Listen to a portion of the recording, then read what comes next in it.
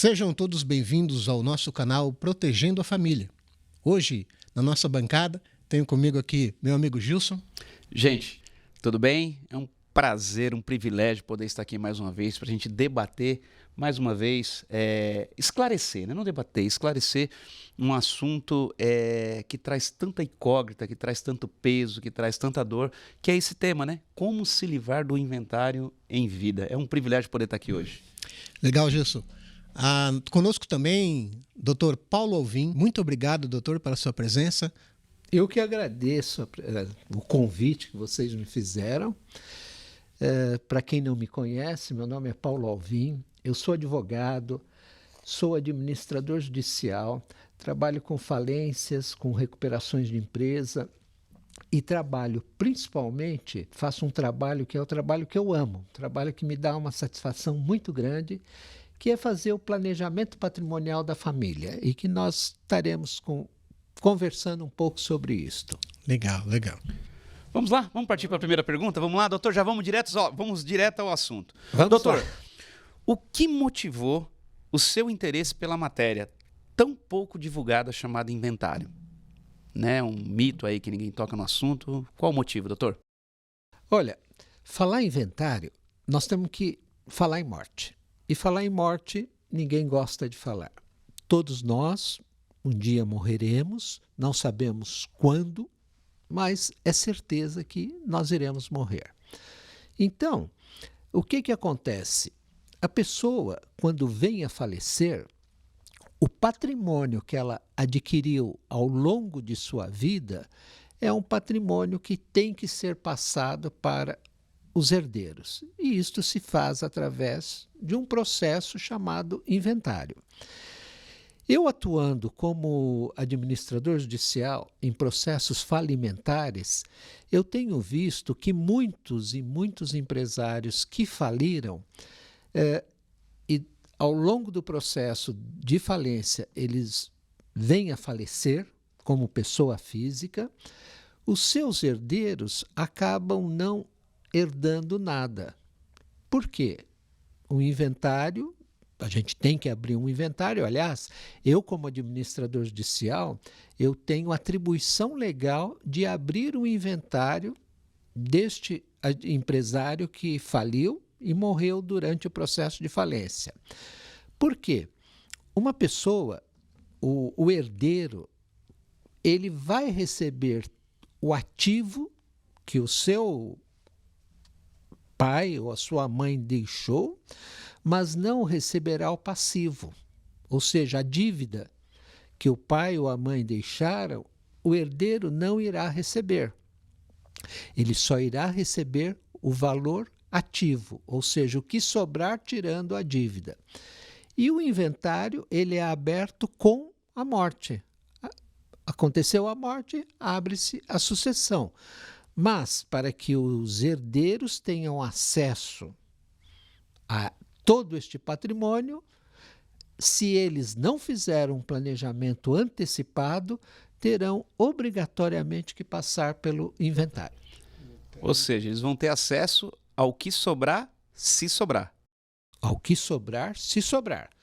Eles não vão receber dívidas nenhuma do falecido, mas também talvez não recebam Nenhum espólio, nada. Nenhum bem. Nenhum bem. Nenhum bem. Então seria por isso porque as pessoas têm tanto medo de falar sobre inventário? Porque vem essa palavra morte na cabeça? Seria isso? Provável. Geralmente, as pessoas que não se preocupam em fazer o planejamento em vida, elas só vão tratar deste assunto quando a pessoa vem a falecer. E aí elas começam a ter uma série de informações que elas desconheciam. E que um dos objetivos nossos aqui é trazer um pouquinho destas informações. Como, por exemplo, o inventário tem que ser aberto em até 60 dias após o falecimento da pessoa.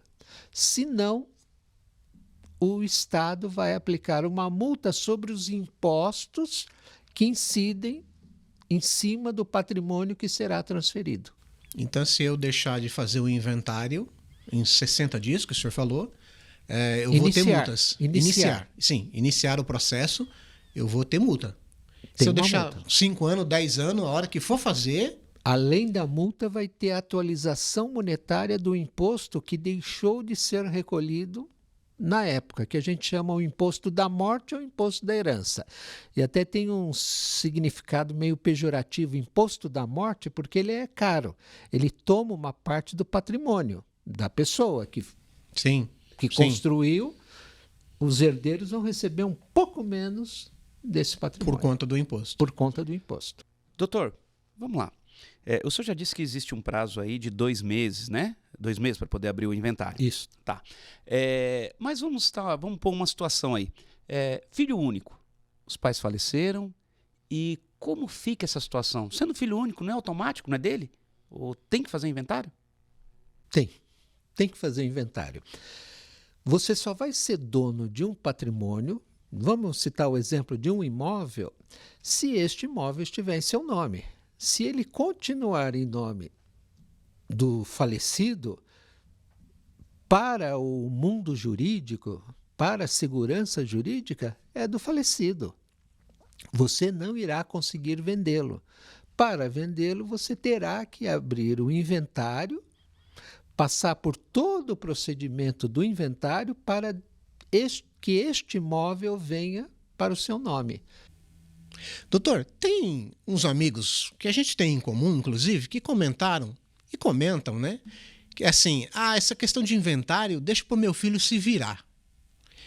Além de ser uma forma de talvez nem pensar nos filhos, eu não sei como a gente pode... acho que não deve julgar ninguém. Mas é complicado pensar que deixar para os filhos resolverem, sabendo que é um problema tão grande num momento tão difícil. O que o senhor acha disso? Leandro, isso é mais comum do que você imagina. Eu vou citar um caso de um exemplo concreto que aconteceu no escritório. Um filho chegou no escritório e falou: olha, eu queria preparar toda a sucessão do meu pai. Eu queria já deixar tudo certinho. O pai dele é um grande empresário, tem uma grande transportadora e ele queria deixar tudo isto acertado. Aí conversamos como é que funciona o planejamento, tudo, e falei: olha, nós temos que fazer uma reunião com o seu pai, com a sua mãe, com a sua família, os seus irmãos, para acertarmos. Ok, doutor, eu vou marcar esta reunião. Marcou a reunião, tudo. Neste caso foi uma reunião pessoal, não foi virtual, e eu compareci na residência deste patriarca. A hora que ele soube qual que era o motivo, ele respondeu exatamente da forma que você falou. Olha, enquanto eu for vivo, eu tomo as decisões. Depois que eu morrer, vocês que cuidem o que tiver que fazer. Eu não vou estar mais aí.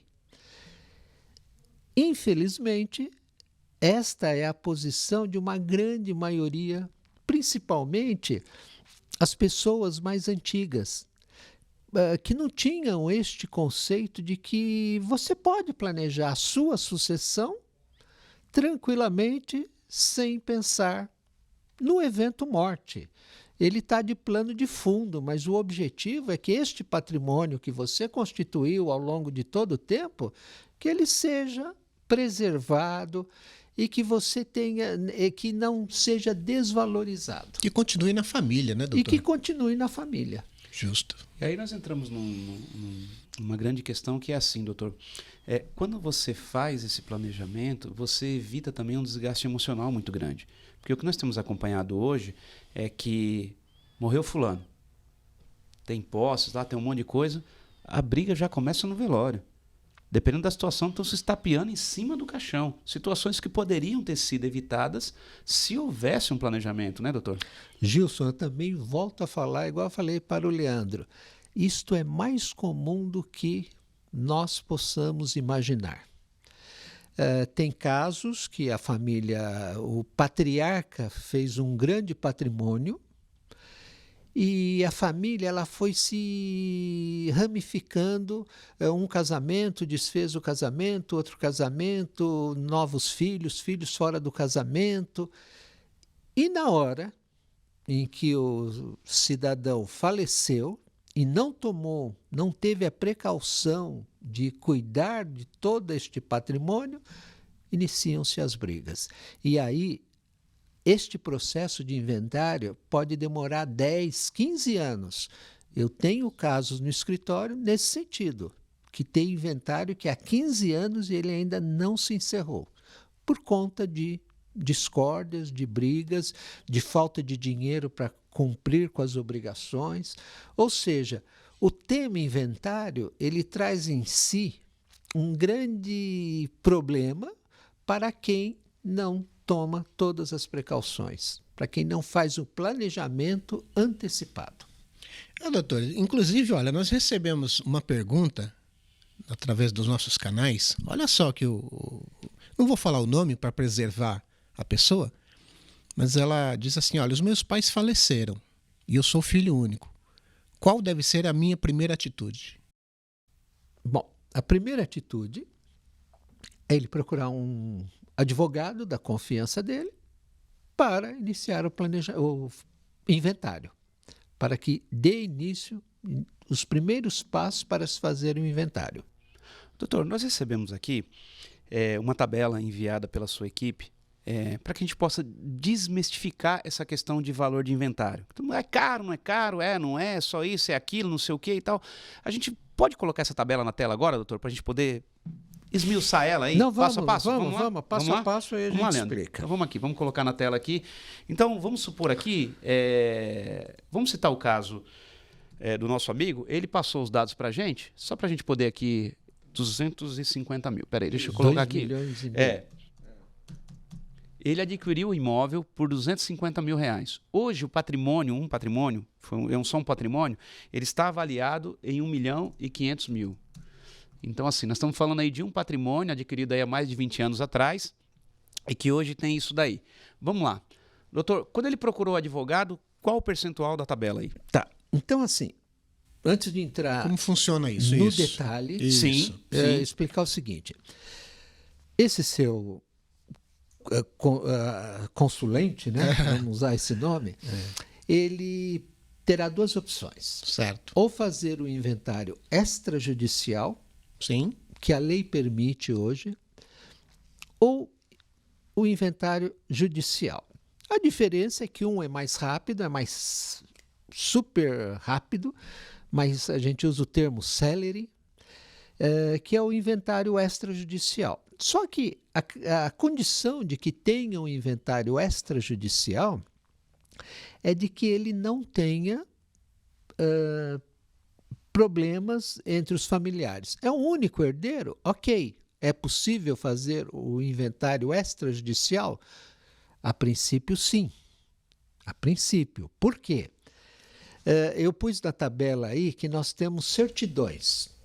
Sim. Tá? Tem uma estimativa em torno de R$3 mil para certidões. Por quê? A primeira coisa que nós temos que fazer é assim, nós temos que ter uma série de documentos públicos. Aqui, certidões para que você possa visualizar melhor. E pode falar, doutor, pode falar. Só eu selecionando aqui para que possa... Nós temos uma série de documentos públicos que nós temos que providenciar. Então, a primeira delas, eu preciso de uma certidão de inexistência de testamento. Sim. Nós não sabemos se o falecido, pai né? do falecido, o pai desta pessoa, deixou algum testamento.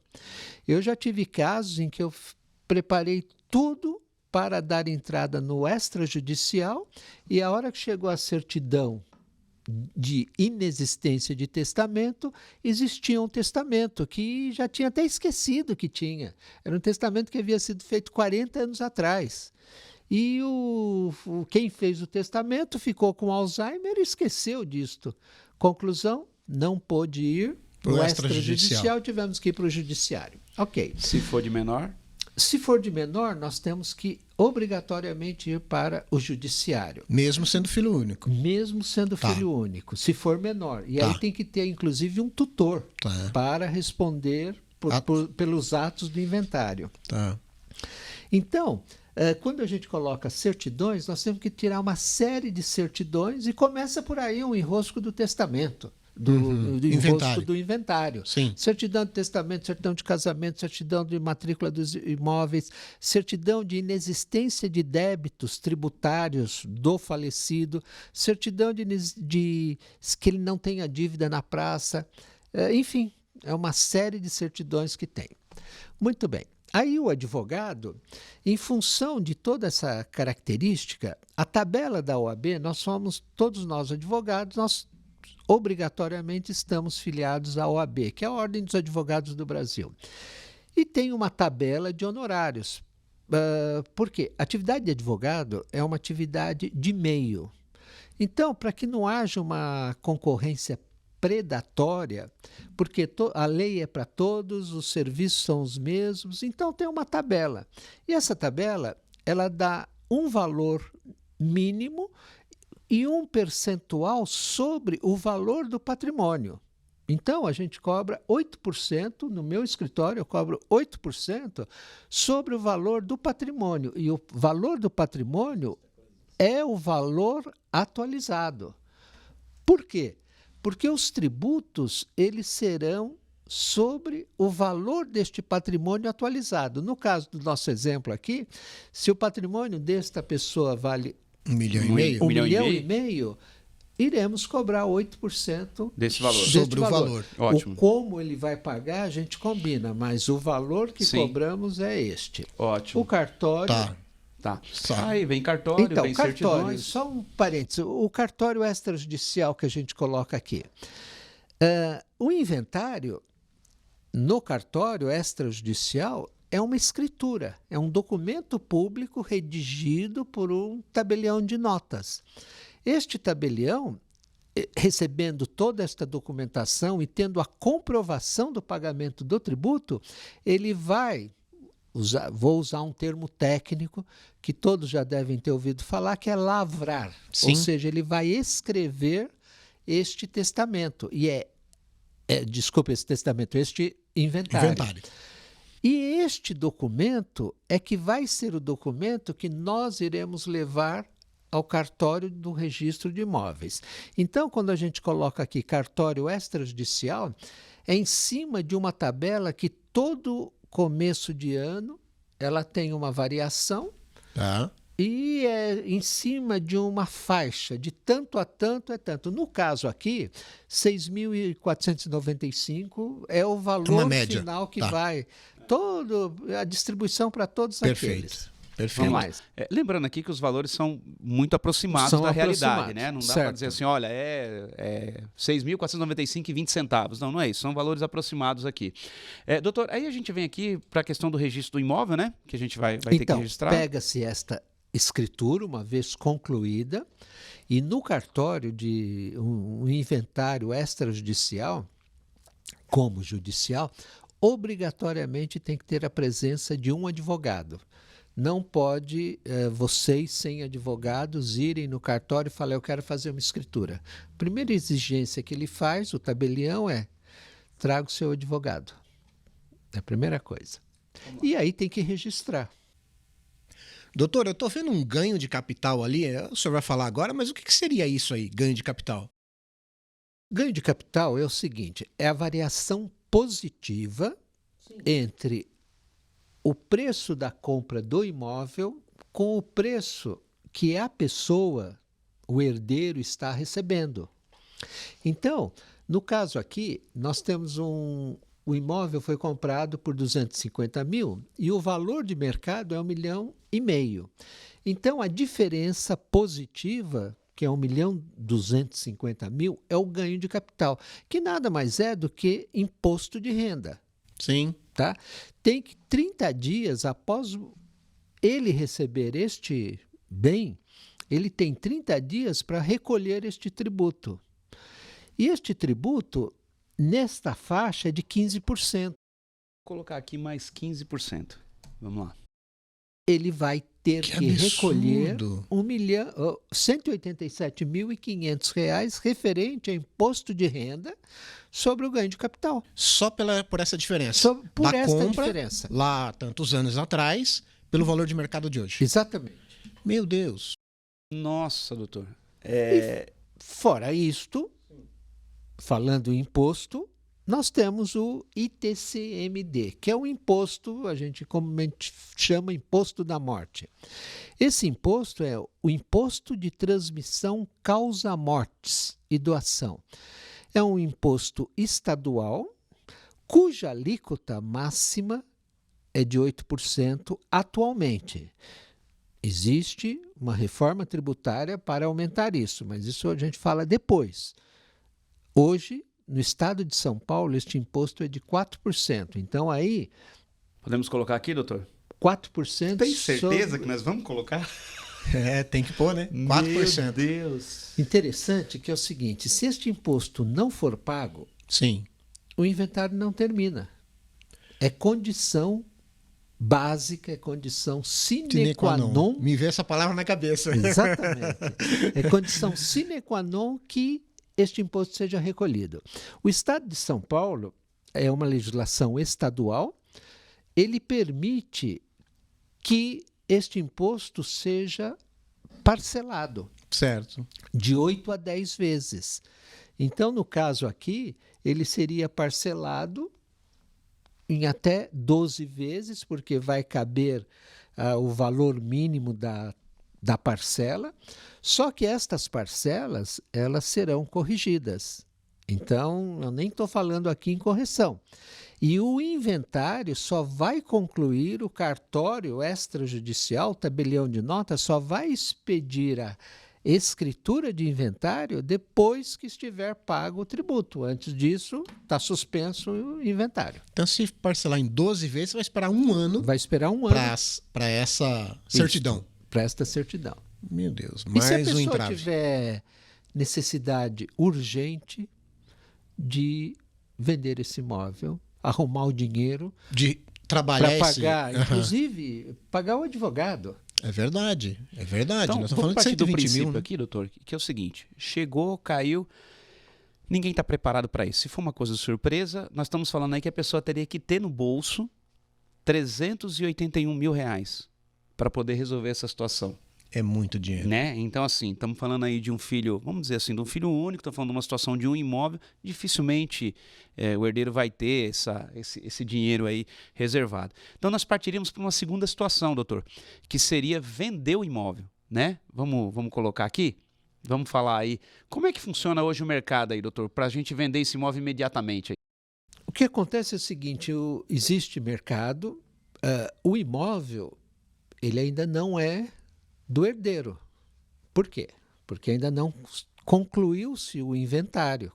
Então, ele para vender, ele tem que ter alguém interessado em comprar um imóvel que não está em nome dele. Ainda é do falecido. Aí uma complicação. Então, o que acontece? O mercado fala, ok, analisa todo o processo, vê, ok, que não tem credores que estão em cima desse dinheiro, tal.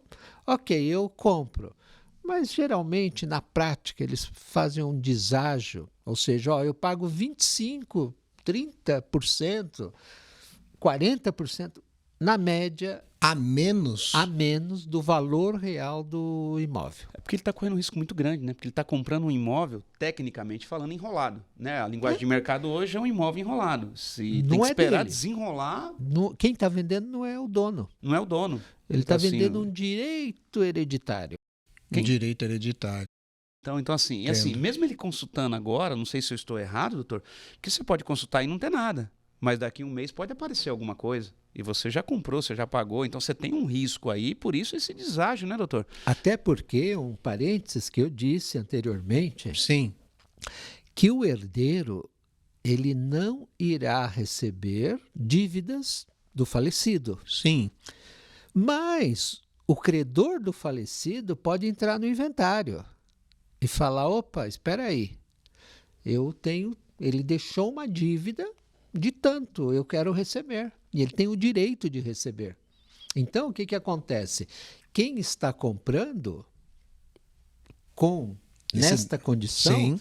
ele talvez tenha que pagar primeiro o credor do falecido para depois pagar a diferença Pro herdeiro. para o herdeiro. Mas vamos imaginar que no nosso exemplo aqui não Certo. tenha Não nenhum tem isso. credor. Não tem nenhum problema. Tá. Tá tudo Tá resolvido. tudo certo. Tudo Mas bonito. quem está comprando com este risco, que a gente chama um risco precificado.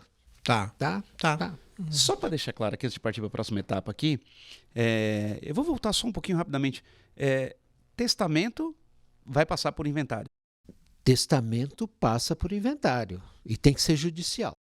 Entendi. Então, não Já. é uma forma de planejar. a Também sua não sucessão. é. Não é uma forma eficiente de planejar a sua sucessão. Não aconselhamos. Ótimo, Aliás, é um instituto incrível. Eu não sei porque ainda usam, não sei porque ainda está na lei.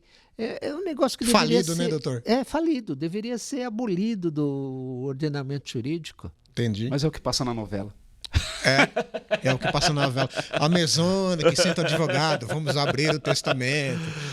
Agora aqui, doutor, nesse caso também, mesmo ele vendendo, lógico que ele diminuiu aí o ganho de capital. O ganho de capital nós estamos falando de 15%, não é isso, É os doutor? mesmos 15%. 15? Mesmo assim, os mesmos 15%. O ganho de capital, o imposto de renda, ele calcula até 5 milhões do valor de ganho de capital é 15%. Depois vai para 17,5%, depois 22%. Então a alíquota máxima é 22%. Meu Deus, chega Mas a até 22. 5 bilhões Entendi. é 5 15%. milhões, né? Entendi. 15, Não, não, desculpa, então, 5 milhões, 15%. 15%. Tá. Entendi. Eu não ent- Agora ali, doutor, a tabela que sua equipe mandou para nós, ganho de capital, por que está 875 mil ali? Ele fez a conta do quê? 1,5 milhão? Menos o deságio, é isso? Ele, na Para o realidade, nosso assim, ouvinte entender melhor. Então, a base de cálculo então, é em cima de 875 mil. isso. Ah, tá entendido. Porque o valor agora que sobrou foi esse aqui, ó, 1.125.000. Ah, perdão, O ganho nem de é 1,5 milhão. É 1.125.000 Isso. menos os 250 mil lá de cima. 250 daqui, ó. Isso, deixa eu voltar Que é a aqui. compra. Isso. Ah, tá explicado. Tá explicado. Porque ele está recebendo, ele vendeu o imóvel Mais baixo. por 25% a menos do valor. Então, inicialmente, no valor de mercado, este imóvel é avaliado em 1,5 milhão. Certo. Como ele está vendendo com 25,5% a menos, ele está perdendo, deixando de ganhar 375 mil. Então, o valor de venda do mercado passa a ser 1.125.000. Olha, eu vou falar uma coisa para vocês aqui nesse valor. Você imagina a situação. Você perdeu, um exemplo, perdeu pai e mãe numa tragédia, numa maneira que você não esperava, você não tinha projetado tudo isso. Você pega a pessoa desprevenida financeiramente, psicologicamente abalada, É verdade. com uma situação para resolver. 25%, se for uma pessoa que De tenha bom muita coração. compaixão. De que tenha bom muita coração. compaixão. Porque se for uma pessoa que pegou a situação e quem é acostumado a mexer com isso, pega a situação e quando senta na mesa vê o desespero, vê a fragilidade da pessoa ali na hora comercial, isso aí vai tranquilamente para 30%, 40% do valor. Né? É verdade. Então, assim, Geralmente, quem negocia, na hora de sentar na mesa, ele deixa o coração de fora e vai só na goela abaixo. Na jugular do na cara. jugular. Por isso que é interessante que com o advogado nessa situação, o advogado tomaria a frente de uma postura fria, olhando a situação de uma maneira mais técnica e não emocional, consegue fazer até arrancar que isso seria uma boa negociação. Dentro da situação, isso seria uma boa negociação, porque é difícil arrumar alguém que compra imóvel enrolado, né? Vamos dizer assim. Então, doutor, neste caso aqui, esse número está certo? É isso mesmo? De 1,5 milhão sobrou isso aqui? Aproximadamente 800 mil. Ele teve uma queda no patrimônio que ele recebeu, que ele vai receber, de 46%. Neste exemplo. Meu Deus Isso é do dado céu. real. Aqui não é especulação, nada, é dado real. Não tem fantasia, ninguém está enfeitando pavão aqui, nada disso. É dado real. Se ele tiver o dinheiro para fazer, ele vai dilapidar o patrimônio dele aí em 25%. 25%. Mesmo assim, é muita Estando coisa. preparado, Também. 25% do patrimônio dele. Porque assim, quando a gente fala da morte, o que acontece? Todo mundo foca só no ITCMD e acha que é só o ITCMD. Né? Então, assim, é Bem só lembrado, esse, Gilson. é só isso. Não é só ITCMD, não é 4%. Então, 4% de me lembro. Não, tá bom, tá resolvido o problema e tal. Então, é 60 mil reais sobre 1,5 milhão. Então, o que eu vou gastar é isso? Não, não é essa a realidade. Não é. Por isso que a gente ouve falar que muitas pessoas quebraram com o inventário, ou a família está quebrada, não consegue fazer o inventário. Que agora, quando a gente coloca nessa situação, doutor, 3, 4 filhos, cada um numa situação diferente, meu Deus do céu. Um se formou, um está numa outra situação, o outro já está numa situação um pouco menos favorável financeiramente, o outro já está numa situação difícil, que às vezes vem passando perrengue a vida toda e tal. E aí, quando você cai nessa situação, então, trava tudo. Trava tudo. Não tem o que se fazer. Agora, doutor, uma coisa que tem chamado a atenção da gente aí, a gente tem visto nas mídias sociais aí, o Alexandre Garcia fez uma publicação sobre isso no dia 28/6, se você quiser pesquisar no canal dele para você ver, e sobre a reforma tributária, né? Vai mexer realmente com o ITCMD, doutor? Olha, a reforma tributária nós ouvimos falar há 30 anos. E neste ano ela começou a andar, a caminhar. Ela já foi aprovada, a primeira parte dela, no Congresso Nacional, na Câmara dos Deputados. E foi para o Senado. Tá. E o Senado vai votar o que foi apresentado, com certeza vai mudar.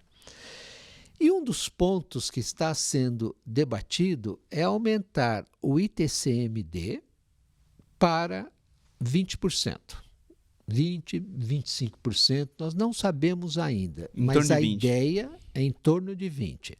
Ou seja, esse tributo que está hoje em 4%, ele passará... Que é estadual. É estadual. Ele continuará sendo estadual, só que ele poderá ter alíquotas de até 20%.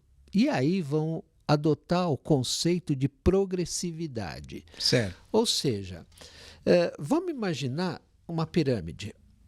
Ok? A base da pirâmide é a grande população brasileira que praticamente não tem patrimônio, ou se tem um patrimônio é um carro, ou seja, são pessoas que realmente têm uma renda abaixo de 3, 4 salários mínimos.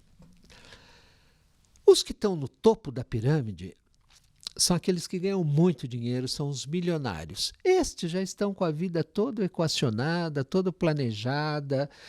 A gente pode ver as pessoas os grandes milionários que faleceram, não se ouve falar em inventário, não se ouve Roberto falar Marinho, em nada. Roberto todas as Marinho, pessoas, né?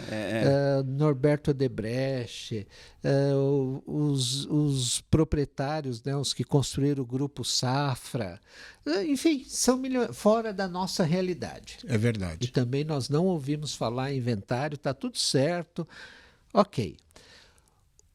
O que está no meio da pirâmide é a grande população, é aquele que trabalhou muito e tem, às vezes, um único imóvel como patrimônio e 2, 3, 4 filhos. Então, esse pessoal, existe um conceito, né, de progressividade que quanto mais você tem, mais você tem que pagar, para que o Estado receba e dê uma condição melhor à sociedade, principalmente aquela sociedade a menos da favorecida. base da pirâmide, o que é Sim. extremamente correto. Não estou questionando isso. Eu acho que o compromisso de um governante é esse. Eu tenho que fazer com que a minha população, Sim. o meu povo, estejam todos bem. Ok.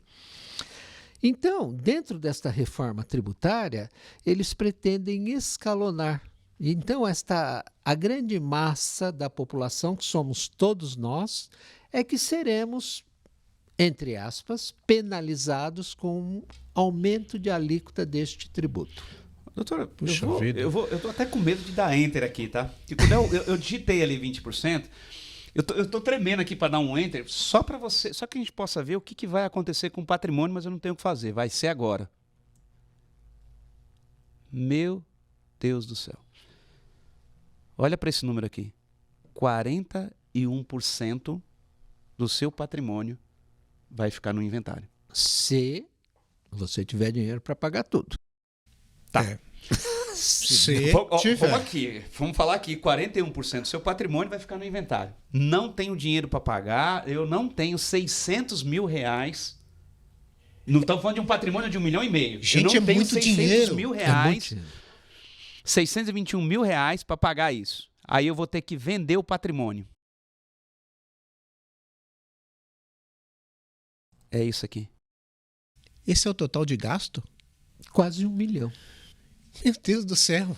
62% do seu patrimônio vai ser dilapidado. Tudo que você construiu com muito suor, com muito esforço, pagando imposto para construir, pagando imposto sobre cimento, sobre isso, sobre aquilo, e agora 62%. Então, Agora, olha, só um parênteses. Imagina, vamos arredondar os números, que seja 600 mil. E este falecido deixou 4 herdeiros. Pronto. 150 mil para cada um. Não dá nem para comprar um imóvel dentro do programa popular do governo. Verdade. Ou seja, Verdade. verdade. o que vai acontecer com o padrão desta família? Eles vão mudar de classe social. Se eles estavam naquele meio da pirâmide que eu citei, eles vão para a base da pirâmide. Vão ter que, com certeza, sair do bairro onde estava este imóvel e ir para um bairro mais da periferia. Às vezes, vão ter que, assim, vão realmente cair de classe social. Esta é uma grande realidade que pode e deve ser evitada. Nossa, doutor. Eu fiquei sem fôlego agora, Leandro. Você segue aí. Eu tô sem... Rapaz, doutor, vamos eu tô assim. fazer um planejamento? Vamos depois da reunião? Porque agora eu fiquei Tem preocupado. espaço na sua agenda? Fiquei preocupado. Mas é Eu claro já fiz o meu. Mas é claro que esses números são baseados na realidade, não há dúvida disso. É óbvio que a gente não sabe ainda se vai chegar a 20% lá. Sobe um pouquinho. Sim. Não, Lá vamos... A gente não sabe se vai chegar a 20, mas Tá. ok. Que chegue a 20. Fala, Gilson. Me abre um parênteses. Sim. Digita aí no Google, para que você não tenha dúvida, tá? Você acha que é um absurdo? Digita aí no Google. Imposto sobre herança na Europa. Sim, Olha a bem surpresa. lembrado. Bélgica, 80%. O imposto da herança na Bélgica, 80%. Dinamarca e Japão, 55%. Aí você vem Estados Unidos, Holanda, Grécia, 40%. Portugal, 34%. Só o Brasil está nessa faixa de 8 a 4, né? Que é uma faixa de 8 a 4. Lembrando disso. Então, assim, vai vir. Não vai Com ter pra onde certeza correr. vai vir. Vai vir. E Com vai vir. certeza E vai vir. 20% ainda vai vir, teoricamente baseado nisso. Não estou dizendo que eu sou a favor, tá? Mas teoricamente baseado nisso, ainda não é alto. Considerando que é a referência que eles vão levar de outros países, né? Eu não acredito que eu vou dizer isso. Audiência, não me queira mal. Mas eu vou ser obrigado a dizer, o Brasil, nesse quesito, é o imposto mais baixo do mundo. É o imposto mais Ou entre baixo, os mais... É um dos mais baixos do mundo. Eu não achei nunca que eu ia dizer isso. Que o nosso país tem o imposto mais baixo. Nessa E com situação. certeza ele vai aumentar Sim, por ser mais baixo. justamente. E, por outro lado, a reforma tributária ela vai tirar uma parte dos recursos dos estados.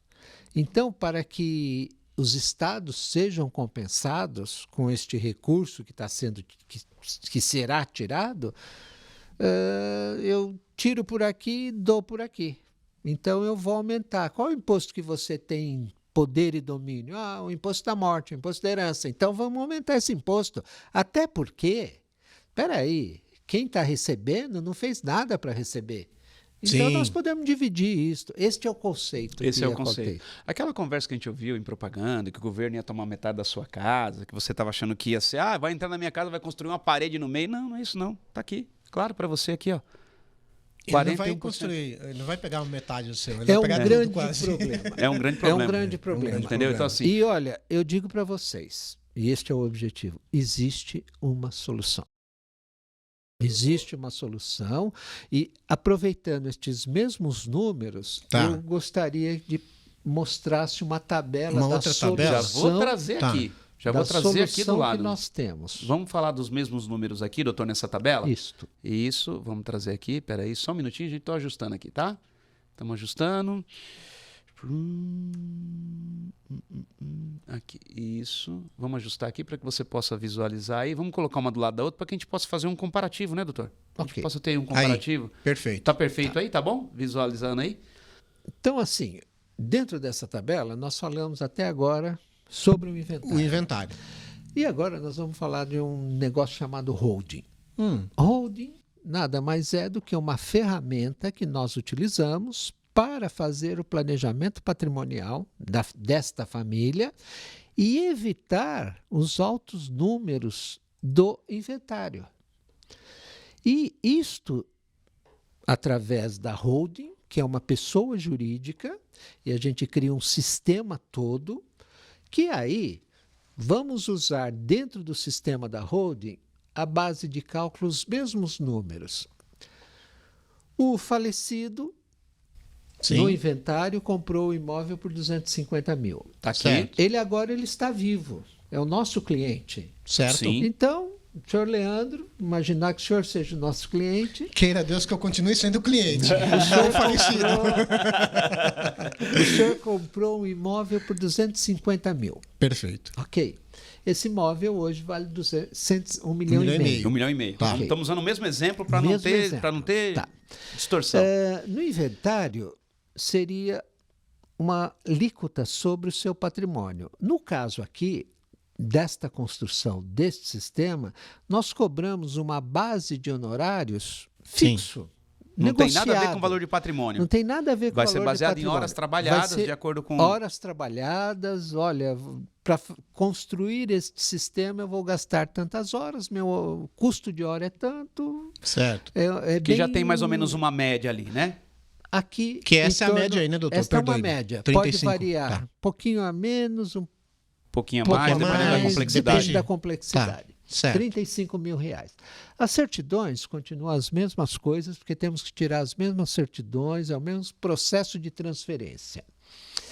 O registro de imóveis, aí nós vamos fazer também o registro do imóvel. O que acontece? Nós estamos tirando este imóvel do seu nome particular, senhor Leandro, Seu CPF, do seu tá? CPF. Do meu CPF. Isso. Uhum. E vamos passar para esta empresa que nós construímos, esta pessoa jurídica, que tem um CNPJ. É uma Entendo. pessoa jurídica. Entendo. Só que quando nós fizermos esta passagem, nós vamos fazer com base no valor que foi declarado no imposto de renda, Que é o valor adquirido do imóvel. que é o valor adquirido do imóvel. Que seria os 205. E isto com base na legislação. Nós não estamos fazendo nenhuma maracutaia para que Sim. você deixe de pagar tributos. Não, você vai pagar o tributo que a lei determina Sim. dentro de um sistema desse, tá?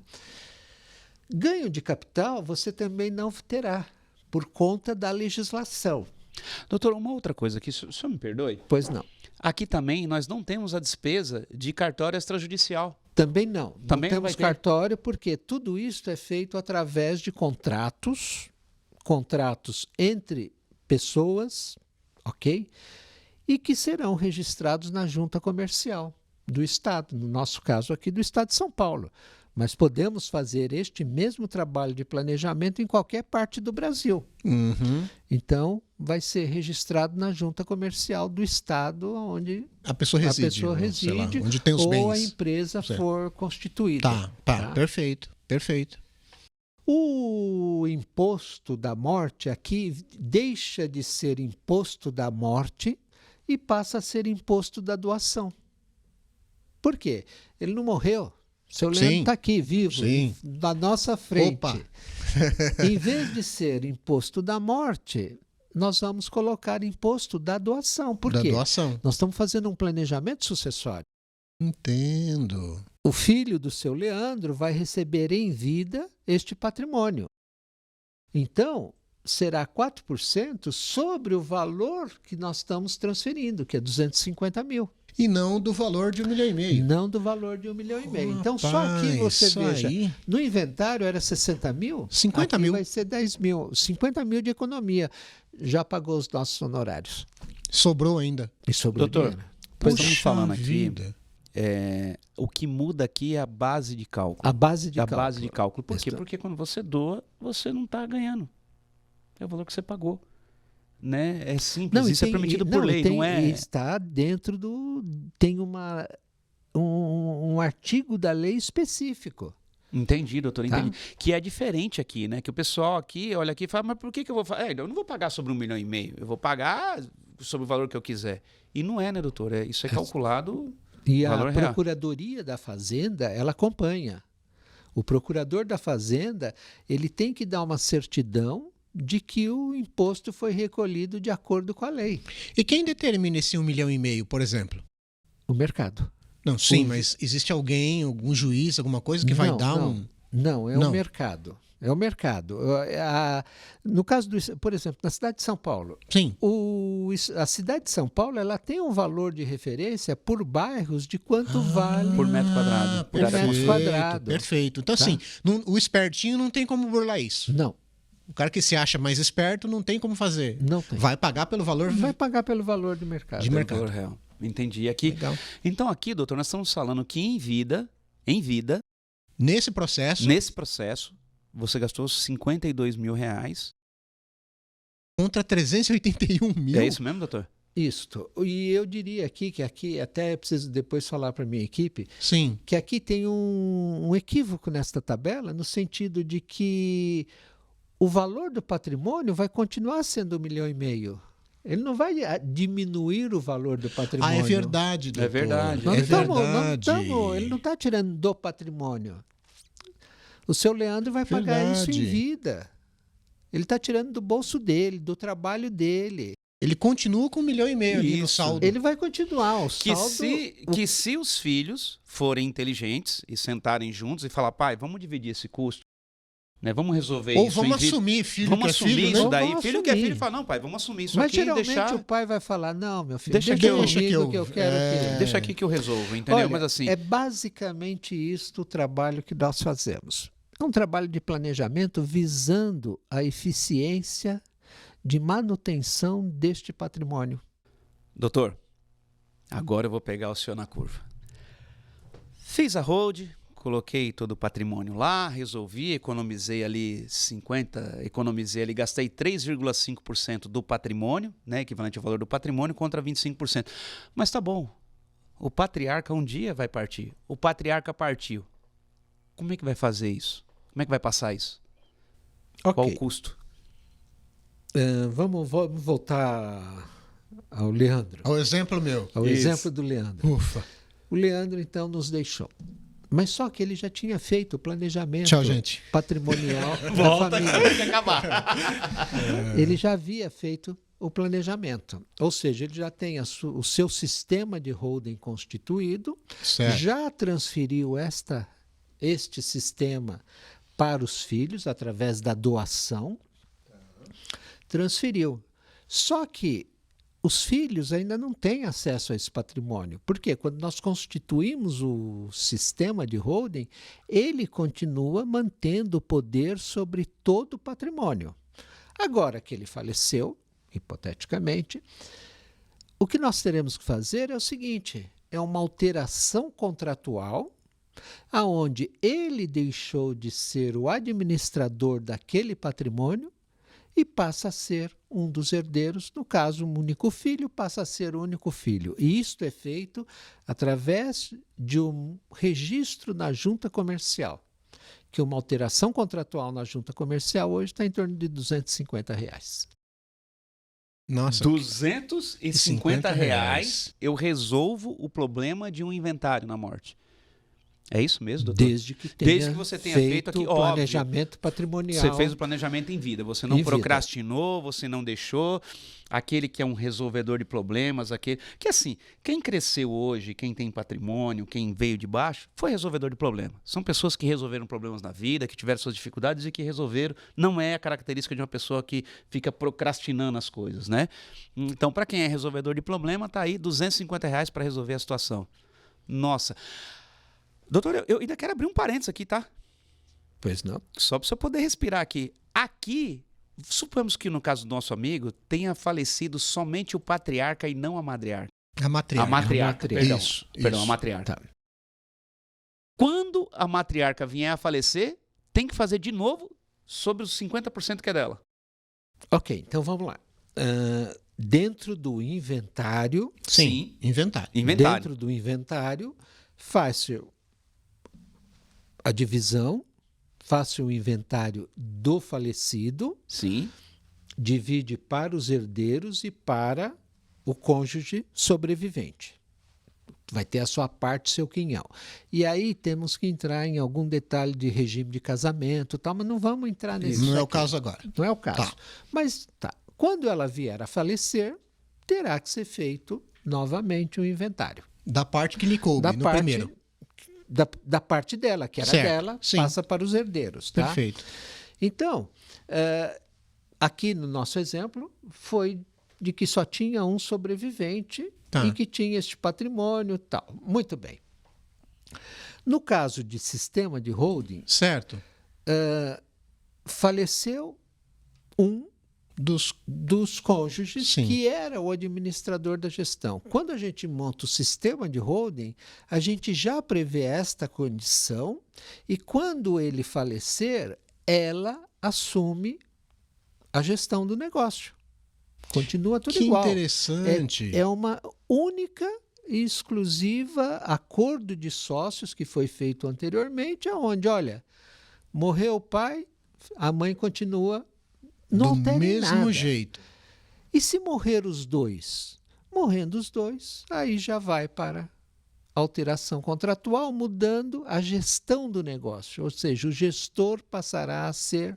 E se tiver um filho menor, o gestor passará a ser representado pelo seu tutor. E mesmo este seu tutor sendo... o agregado da família... Representante legal do menor, por vai exemplo. ser apenas o representante legal do menor. Sim. Não vai ter acesso ao patrimônio. O patrimônio é do menor. Por quê? Caso este agregado venha constituir uma nova família, essa nova família não vai ter nada a ver com o patrimônio que os pais construíram, ou seja, é uma proteção realmente patrimonial. E o importante de tudo isto é esta divulgação que nós estamos fazendo no seu canal, Pois não. para que as pessoas saibam e tenham conhecimento de que existe uma forma legal, eficaz, barata, segura, para evitar o inventário. Esse era o nosso tema de hoje. Então, deixa eu só Pode concluir aqui, só para a gente concluir. Doutor, então no inventário, eu posso dizer aí a grosso modo que faleceu o patriarca, você gastou 380, 50% foi para a matriarca, certo? Certo. Quando ela vier a falecer, eu vou ter que fazer um inventário sobre os 750 mil, que era Isto, dela. Então isto. eu vou gastar aí, vamos falar a grosso modo, mais 50% desse valor. Então seria 380 mil mais 190 mil, que vai para 570 mil. Só de inventário. Quantas histórias a gente não ouve que faleceu o patriarca, aí geralmente ação de idades, alguma coisa assim, e logo em seguida a matriarca veio a falecer 1 ano, 2 anos depois. Então, para ser bem preciso, a gente teria que fazer essas contas de uma forma Sim, de uma mais... forma mais... Por quê? Isso. Eu não sei se o primeiro inventário houve a venda do patrimônio. É verdade. Então, É verdade. assim, 25%, em torno de 25%. Você pode ter por base de que um inventário, esqueça que tenha Sim. que vender o patrimônio, em base 25%. Em base, 25%. Essa é a base. Uhum. Tá. 20% a 25%. Vamos pegar até 20%. Tá? Isso. Você vai ter 20%. Então, no caso, patrimônio de 1,5 milhão, morreu, vai 25. fazer o patrimônio de 750. Em Certo. torno de 20% sobre 750. Tá. Depois vai fazer. Só que aí, se a gente for mais detalhista, o que que ia acontecer? Esse patrimônio vai aumentar de valor de mercado ou Sim. vai diminuir. Então, de qualquer forma, o que nós aconselhamos para todas aquelas pessoas que estão nos ouvindo é de que, olha, faça o planejamento da sua família. Você vai ter uma grande oportunidade de deixar a sua família tranquila quando você falecer. Tá. Doutor, Leandro, com indo você agora. para os finalmente, eu só queria citar duas coisas, perguntar para o doutor, duas coisas que o senhor falou aí, na sua fala última. O proprietário, o pai e a mãe, na falência, faleceu um, o outro assume, ok. Mas eu entendi uma coisa, veja se eu estou certo. Os filhos só têm poder sobre o patrimônio depois que os pais falecem, Isso, certo? certo. Foi o que o senhor disse. Então, enquanto eu faço uma holding hoje, agora, fiz a holding e tal, meu filho, meus filhos, eu vou tomar essa decisão até o dia da minha morte. É minha. A posse disso é minha, vamos dizer Sim, assim. e vamos imaginar que você queira amanhã Sim, desfazer deste patrimônio sim. por qualquer razão. Per- Você quer investir num outro negócio e você precisa de capital. Fala, olha, eu vou vender o meu patrimônio. Tá, só eu e minha esposa, os filhos já estão cada um na sua casa, enfim. Ok. Você pode, porque você doou. Pode. Volta tudo para você. Ah, então essa é a diferença da doação em vida para Exatamente. a holding. Quer dizer, Exatamente. continua no meu poder, todo o Continua patrimônio. no seu poder. Mesmo fazendo a holding, tá tudo Mesmo certinho. fazendo a holding. Volta já numa doação em vida não pode. Doação em vida, não. Que é um assunto que nós vamos falar numa outra conversa nossa. Exatamente.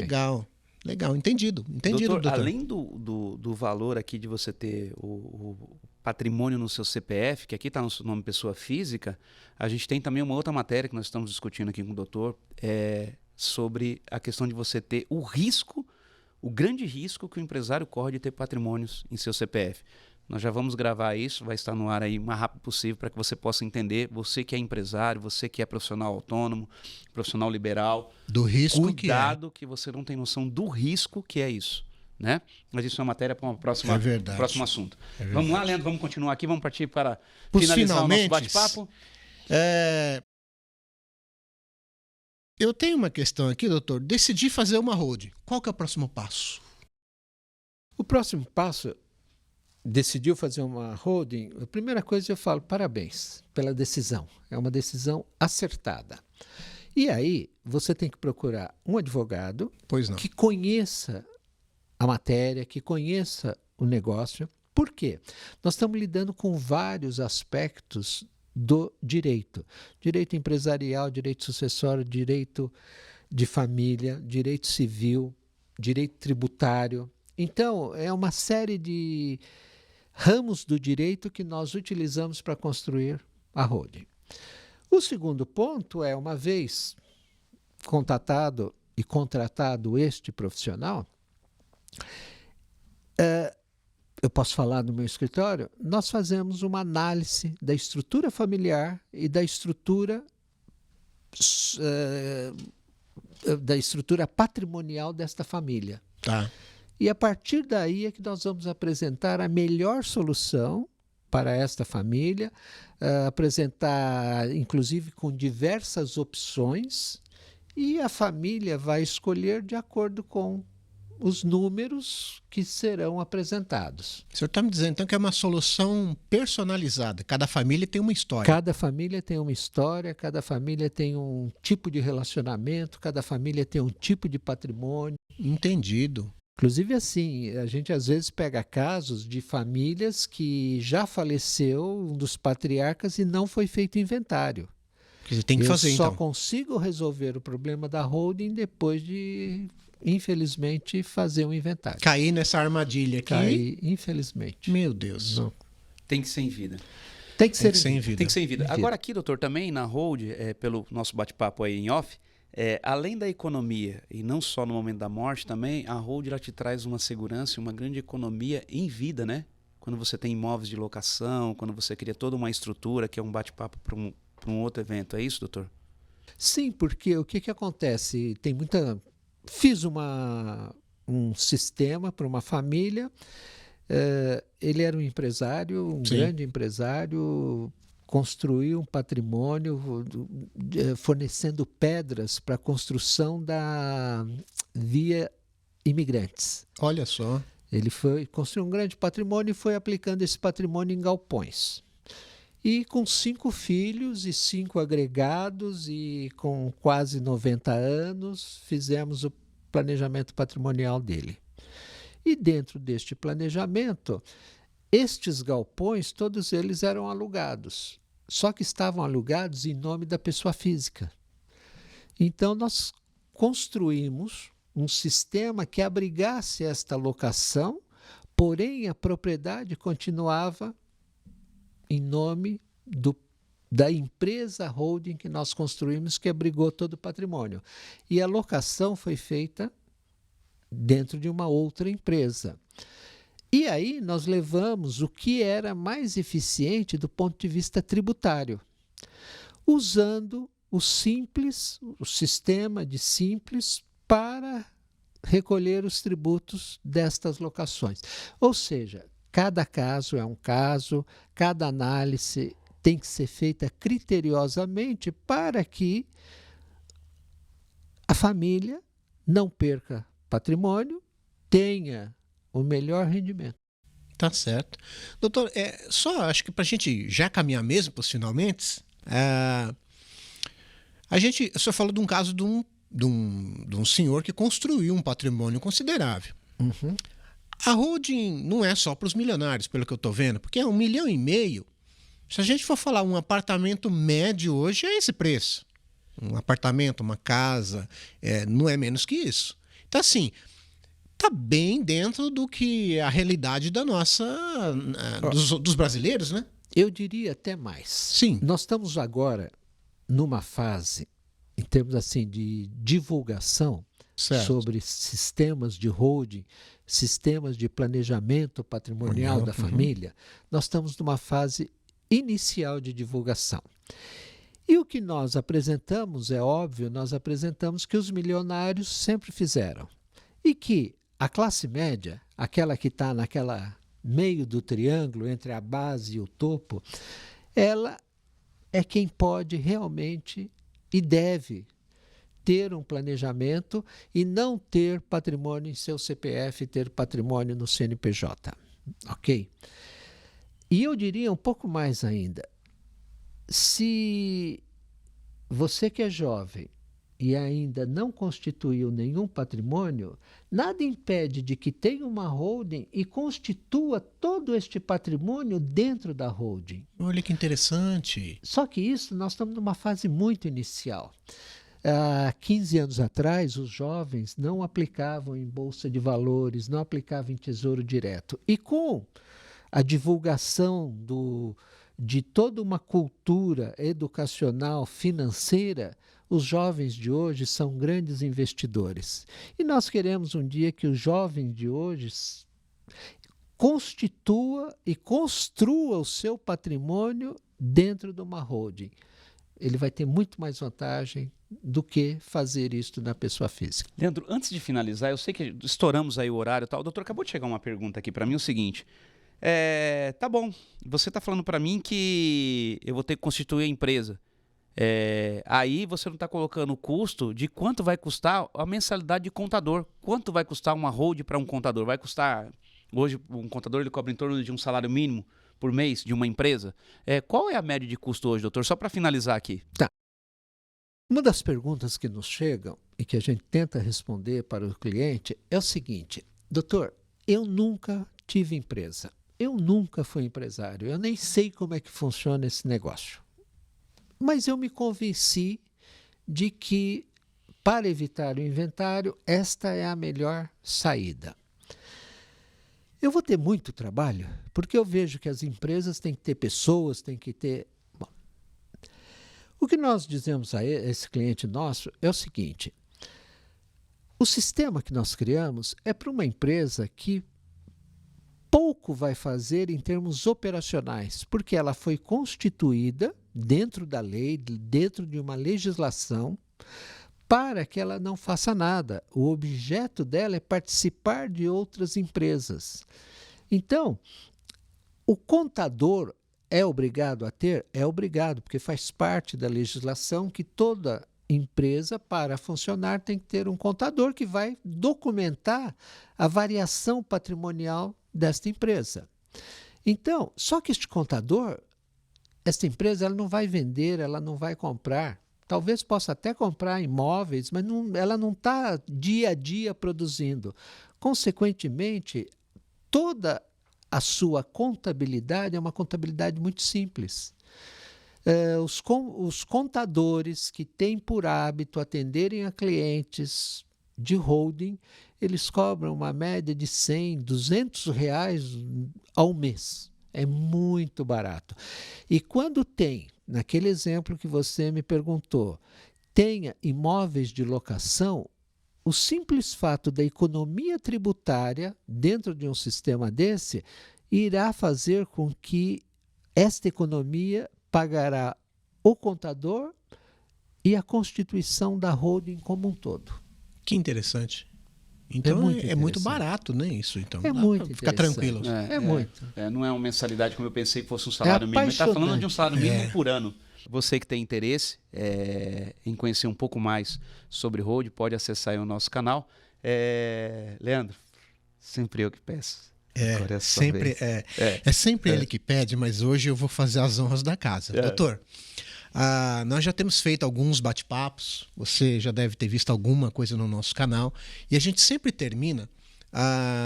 O senhor já disse em outras vezes que vai nos ceder, o nosso pessoal que nos acompanha gostaria de tirar algumas dúvidas. Por exemplo, tem uma dúvida específica, pontual. O senhor consegue liberar na sua agenda aí 15 minutinhos para a gente? Então, esse incentivo de vocês é até um negócio muito interessante, que é uma oportunidade daquelas pessoas que estão vendo nas mídias, estão vendo uma gravação e falam, puxa vida, eu gostaria de saber mais, perguntar alguma coisa. Eu tenho este problema, e é baseado em problemas específicos. Então, e às vezes tem receio de ter que ir no escritório de advocacia pagar uma consulta e tal. Então, assim, o trato que nós temos é, pessoal, procure vocês, tranquilo, vocês passam para a minha equipe e a gente ajeita um espaço e vamos entrar em contato com esta pessoa e procurar da melhor forma possível, do mais sincero possível, responder esta dúvida dela, porque às vezes é uma angústia que essa pessoa tem e não sabe com quem perguntar. Então a gente se coloca à disposição. Claro que não é uma consulta, é uma coisa muito específica, mas a gente coloca à disposição. Estamos aí à disposição. Sem custo nenhum. Sem custo nenhum. Dentro desses 15 minutinhos, né? Afinal, ótimo. Tá certo. Tá bom, muito doutor. Bom. Muito bom. Nós agradecemos a sua audiência e queremos te convidar para acessar os nossos canais, as nossas mídias sociais. Nosso também agradecimento à FAB, Faculdade Batista, que tem cedido os seus estúdios para os nossos bate-papos. E você vai encontrar o link da FAB também nos nossos comentários. Curta, compartilhe, manda esse vídeo para quem você puder, porque essas informações fazem toda a diferença na família brasileira. Muito obrigado, fica com Deus e até uma outra oportunidade.